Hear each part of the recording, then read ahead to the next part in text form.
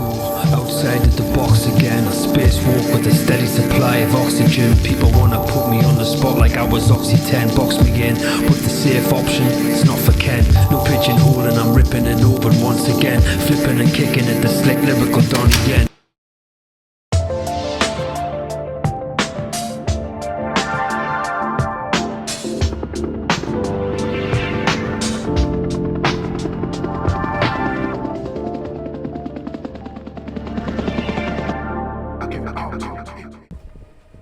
This is an interview for peep-magazine. We're here with a hip-hop pioneer from the Northeast, Mr. KenMasters. Thank you. Hello, it's great to be here. I've never been called Mr. KenMasters before. It sounds very The one and only KenMasters? Well, I think there are other KenMasters. There's one on my arm. Yeah. Does the original KenMasters come from the Street Fighter? That's the idea, but I mean, there's a touch of cosmic kismet about the name actually, because my middle name is Ken, named after my grandpa, who was also called Kenneth. Right. Ken in Celtic speak is to know, so knowledge is the fifth element, and you can also break down hip hop as the term knowledge movement. The initials of knowledge movement are KM, and the initials of KenMasters are KM. So wow, that's deep, man. I mean, that is not, some of that is not intended, some of it is, you know what I mean, but it's just the way it happened. So Ken, obviously we go way back, mate. I'm not really that good with sums, but I think we'll go way back to Fat Sam's Black Swan back to 95. Yeah, be around about that time. Fat Sam's was around like 90, I would say 94, 95 onwards, and then on to other venues after that. So yeah, that whole period when you were in your Freak Daddy phase, Yeah, Freak Daddy. Wow. If you don't know about Freak Daddy, you need to go and do your research. Yeah, man, that was my first marketing, guerrilla marketing ploy to the Northeast. But Ken, could you maybe reflect on a time where we're going to go back to 95 about the Fat Sam's, the Black Swan? Have you got any highlights and lowlights from that time? Because it was kind of a, would you agree that it was maybe a golden era of Northeast hip hop? I mean, we're here at a gig that's celebrating that kind of that period of time, really, aren't we? And where hip hop's in, it's reaching 50 this year. And I think that when you think about, when I personally think about the fact that I was living that when it was happening, it definitely does. When you look back, you look at it with a sense of nostalgia and fond memories. It was a big mess because we're all kind of just finding our feet and doing very DIY things, like kind of putting it all together any way we could. It was before the internet kind of gave us that platform to kind of, made things certainly a lot easier. Some would say too easier sometimes, but yeah, so you kind of, I guess the whole idea of we were gelling together, like, you had to make the effort to kind of find each other. In that period of time, some great groups and crews were formed. DJ A.D.S, who's DJing with us tonight, big up DJ A.D.S every time, was as a member of the Scruffs, who we all know and love. They started off with the name Just Us, and their first performance was, if I'm thinking, they might correct me, but I think their first performance was at Back to School around mid-90s, late mid-90s it is. So that's, that whole sense of bringing through a whole crop of like innovation and just like everyone doing their own thing. NCK formed around that time. Back to School was a platform for NCK, Newcastle City crew, to kind of really just kind of get loose breaking, and from that kind of cypher kind of vibe in Back to School, they went on to nationally and you know, internationally kind of travel and battle in different events and stuff. So yeah, that's a really kind of source of pride for me as well, I think, because I was directly involved with the forming of that crew too. Yeah. Wow. Hip hop, it doesn't really matter what country you're in, but it's kind of notorious for beefs and, you know, like diss tapes and all the rest of it. And you don't really hear much of it now. But can you recall a time when you maybe came up against No, I can't recall any.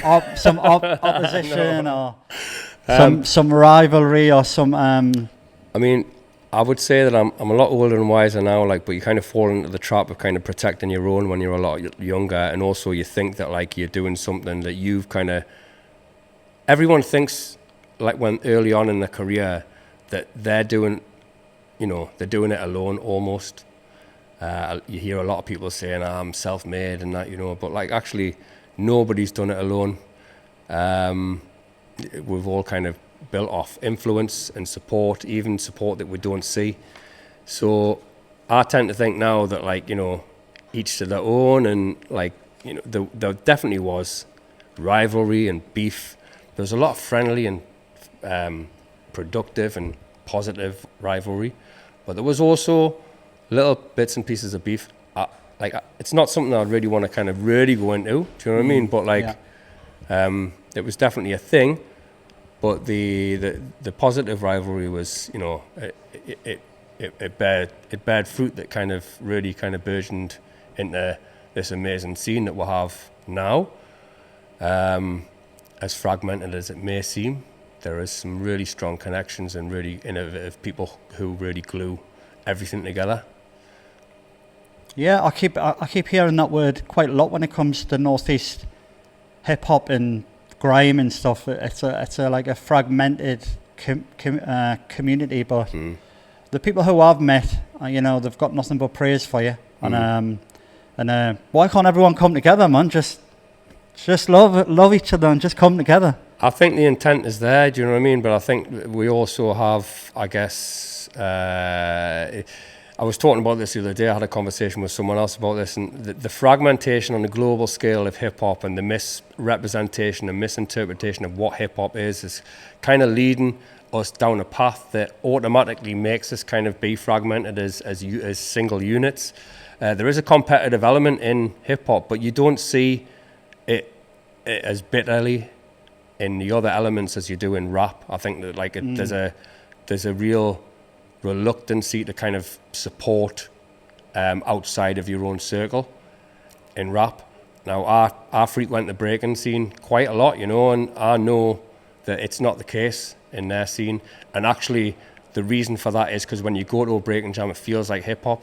Like, the people who are dancing, they know the words to the music. The music is central to what they're doing. The DJ is very important. If you look at how much less importance the DJ is given in modern rap now. I know that it's still prominent, but actually when you look, a lot of people don't even give the DJ a look in when they're thinking about music. And to think how integral the DJ is, like it wouldn't have started without a DJ, and it wouldn't have continued. And it is the literally, like a metaphor, literally, the fulcrum of this whole circle. Wow, yeah, man, yeah. Could you, for the people who don't know, could you briefly explain boom bap? Boom bap. Oh shit, man, that's what it is. I want to know for all these years. I mean, I think it's just like, you know, I mean, I guess KRS-One had, you know, an album based around it, that kind of, that sound. I guess the musicality of hip-hop and rap music, to be more specific, kind of it spread out a little bit in the early 90s.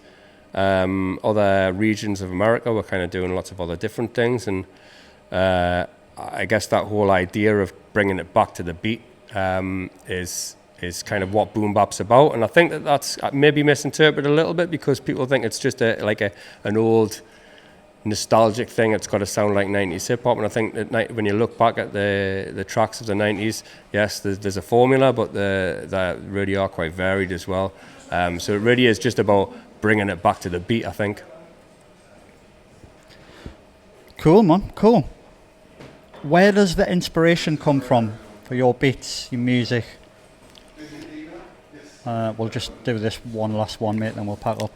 My beats, I guess, I mean, that's a hard question because I've been collecting records for such a long time, and I've got a lot of kind of, obviously, you know, I'm being interviewed as KenMasters, but I make beats under the name Craftmatic as well. You can check us out on Craftmatic Beats on Craftmatic on Bandcamp. Craftmatic makes beats on Instagram, and you know, I've got a really deep history of collecting music that's kind of widened. The variety of music I collect has widened since, you know, as I've dug deeper into the crates and sampled more obscure things and found breaks from here, there and everywhere. Currently living in Finland, so I'm finding a lot of stuff out there as well. So I source inspiration from everywhere for beats, and I think that's the way it should be. Do you know what I mean? It's like there's so many different genres you can explore and find like a really good groove in. There's a certain sound that you look for when you're making beats, and you can find it in the most weird and wonderful places. So digging is key. So yeah, that's about it really. Cool, man, cool.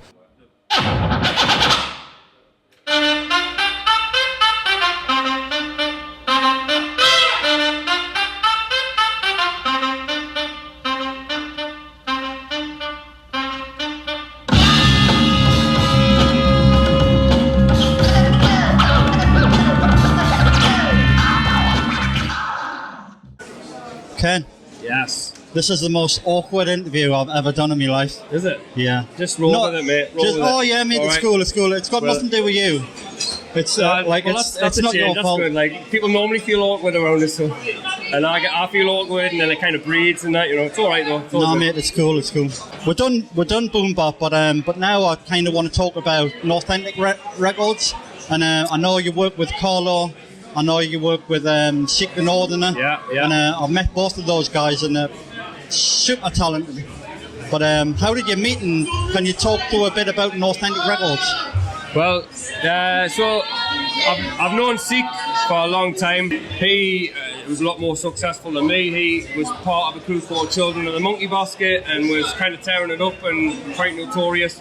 Some classic legends were in the same crew. B-Boy Evo and B-Boy Mouse all in the same crew, and P from Bad Taste Crew, which is the crew I'm in as well.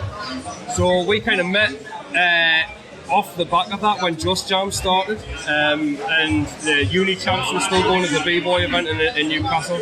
So we were tight with each other. He'd started rhyming by that point. I was already rhyming, so we'd be like ciphering and stuff.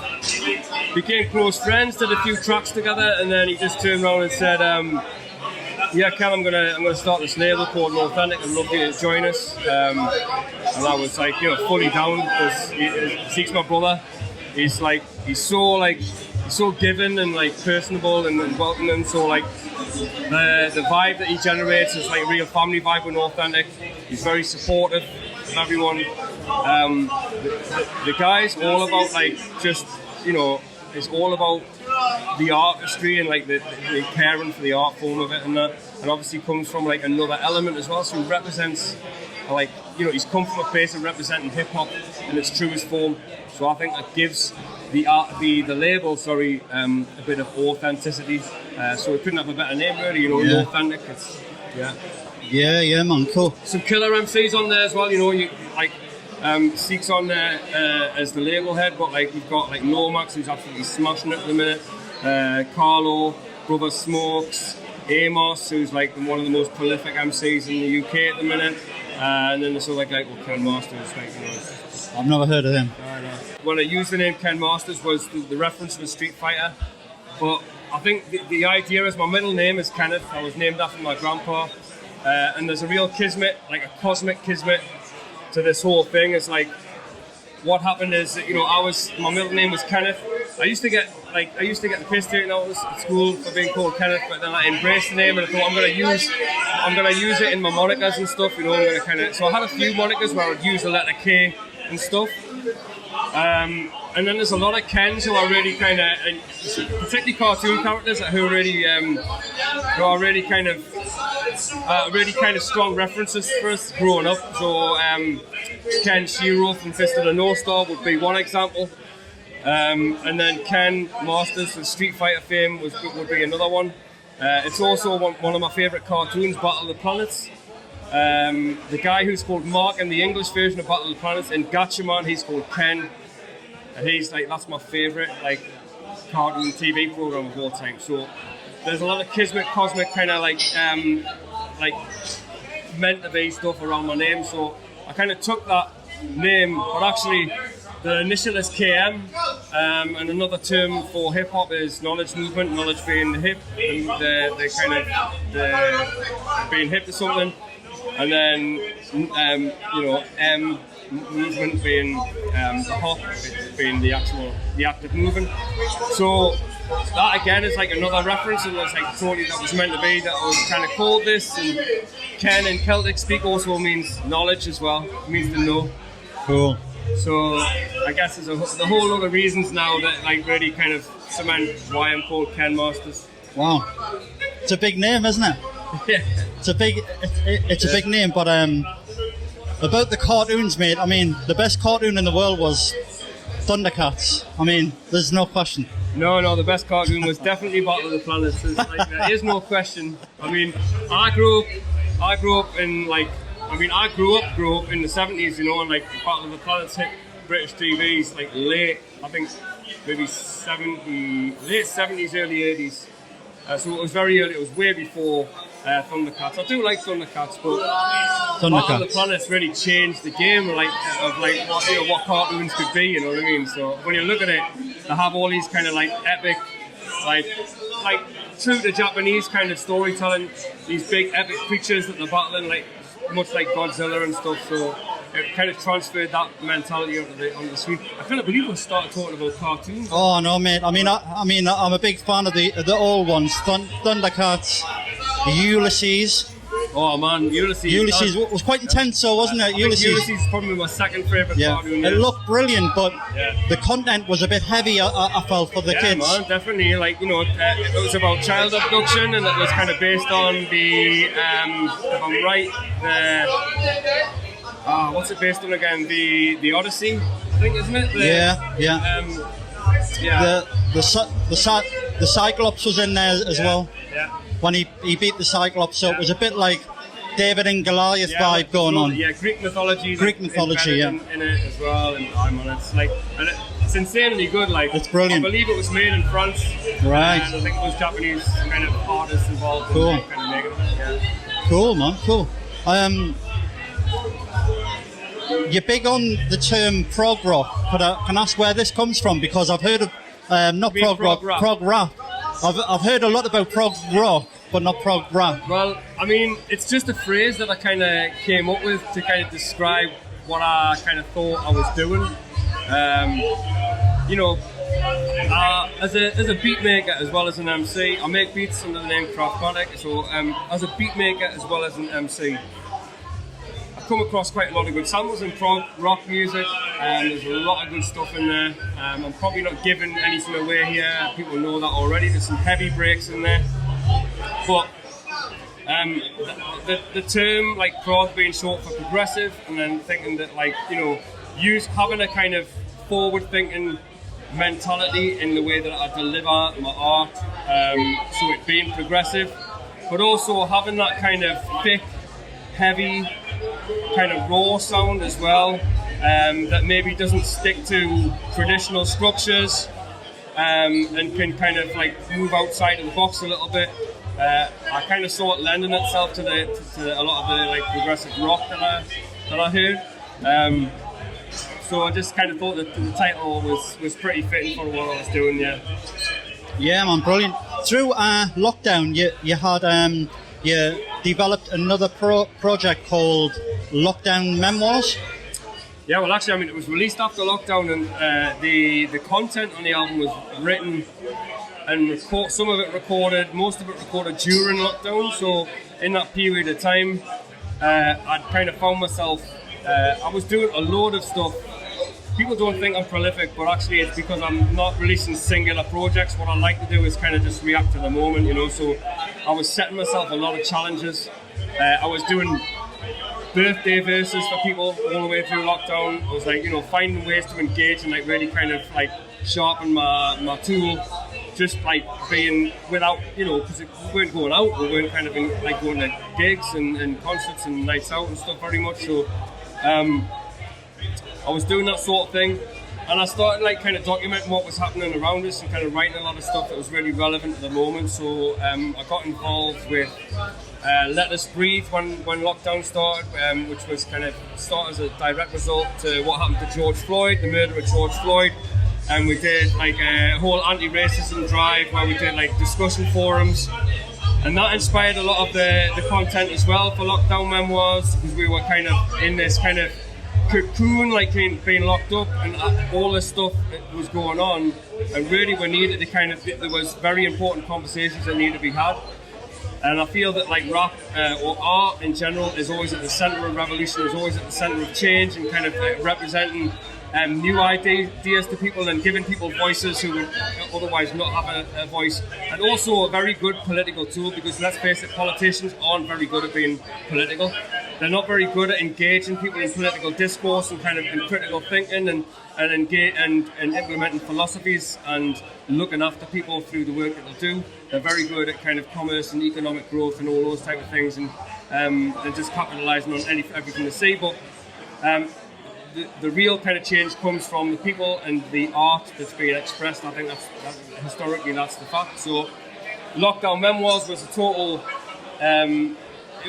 reaction to that, and kind of the album itself kind of it plays out like a timeline of me going through lockdown, or us going through lockdown, and kind of the different opinions forming, because I think everyone kind of changed their minds multiple times during lockdown about what was what, the reasons for things that were going down, what was the truth and what was a lie, and you know, all that kind of stuff. So when I looked back at the end of the project, I kind of realised, like, you know, I realised about a year ago that this was a project that I could release. When I look back at the first couple of tracks, I was like, I don't necessarily think that way now. But I think that's a beautiful thing, because I think that everyone's kind of changed opinions, and I think that's the crux of what we're at right now, is that we're not accepting people's opinions and having discourse through those opinions to find common ground. You know, we're just kind of dismissing them and getting agitated by each other's opinions. And I thought I could represent something that said, this is the way I think, and this is the way I thought then, and this is the way I think now, and I'm always evolving. Like, and nothing I say, you know, a lot of what I say is not going to be set in stone. So I recognise the fact that my opinion is going to change and evolve, just like yours is. You know what I mean? So that's what I hope people take away from that project. Yeah. Yeah, man, cool.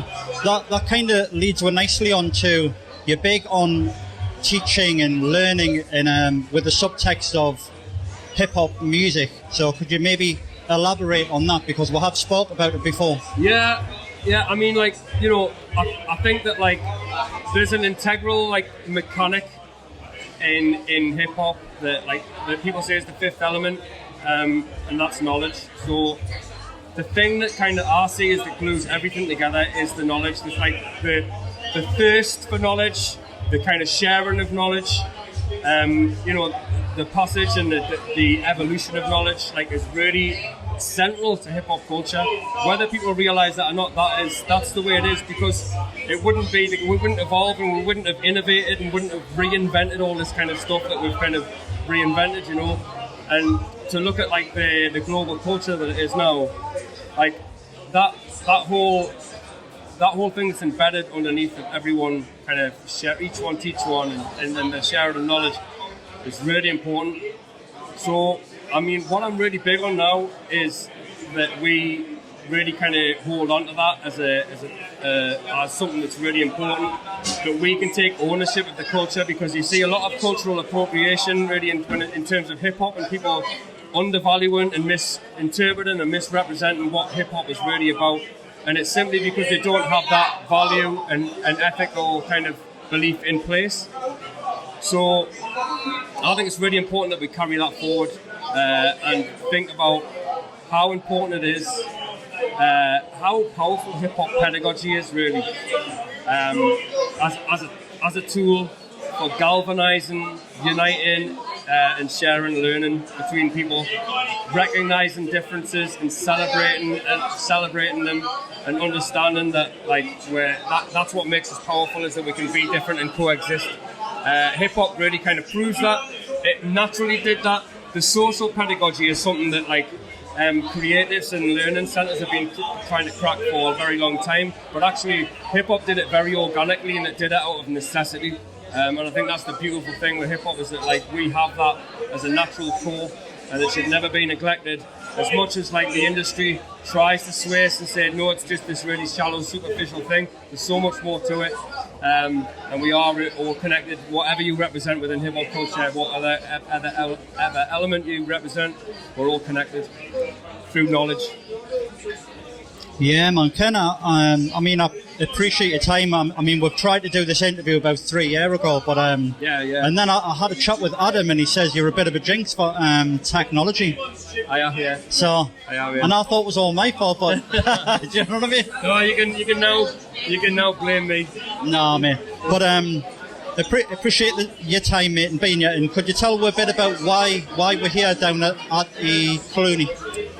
Well, today I'm supporting, me and DJ A.D.S are supporting Souls of Mischief, who are doing the 30-year anniversary of their first album, 93 Till Infinity, with the obviously out-and-out classic song, 93 Till Infinity. They just performed. We're actually doing 2 sets, which is the first time in Newcastle, I think, that a rap crew has done 2 sets. And I'm supporting, so that's the first time I've done 2 sets back to back in the same spot, on the same day, which is fantastic. I think, so we're kind of, it's really good to welcome them here and kind of look at that, that whole significant moment, but also in the 50th year of hip hop, and with it being my 50th this year as well. There's a lot of real special occasion to this, yeah. Wow, the big 50. People piling out now. It's been really busy in there. Yeah.